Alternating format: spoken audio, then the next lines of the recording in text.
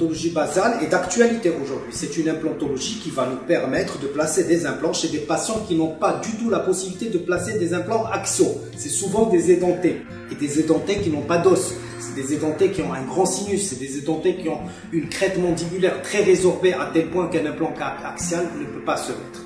Elle ne vient pas pour dire qu'elle est mieux ou plus forte que l'implantologie axiale, au contraire, elle vient travailler avec l'implantologie axiale. Je m'explique, c'est-à-dire c'est des patients qui ont un peu d'os dans des zones et qui n'ont pas du tout d'os dans d'autres zones. Dans ce cas, on va mettre l'axial qui a dans ces zones où il y a de l'os et on va mettre la basale dans les zones où il n'y a pas d'os. Ou carrément des patients qui n'ont pas du tout d'os et où on va mettre que de l'implantologie basale. Pourquoi l'implantologie basale?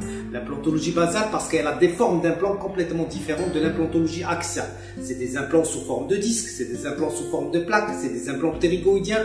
C'est un catalogue d'implants qui va nous permettre de s'adapter à des situations très compliquées.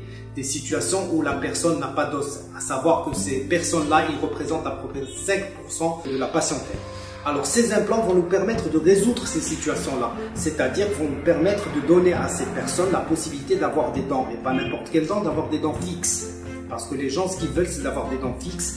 Ils ne veulent pas plus avoir aujourd'hui des appareils mobiles qui les blessent, qui leur donnent de la mauvaise haleine, qui sont instables. Cette implantologie, elle va venir en aide à ces patients-là. Donc c'est vraiment quelque chose qui va rendre énormément service. Le grand avantage de cette implantologie, c'est la mise en charge immédiate. C'est-à-dire ces implants, ils se mettent plus souvent des cas sur l'os ou sur très peu d'os. Ce sont ces dents qui vont venir se visser sur ces implants qui vont permettre d'avoir un maximum de stabilité de ces implants et qui vont permettre de donner vie et de donner ostéo-intégration à ces implants. Seulement, il faut savoir que c'est une technique très compliquée qui demande beaucoup de formation de la part de praticiens, qu'on peut le mettre entre les mains de praticiens très expérimentés et qui ont subi un certain nombre d'années d'entraînement avant de pouvoir utiliser ce genre d'implant.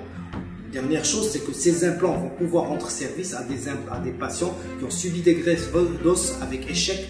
C'est des implants, des patients qui ont besoin d'une greffe d'os et qui n'ont pas le courage d'aller faire cette chirurgie pré-implantaire très complexe.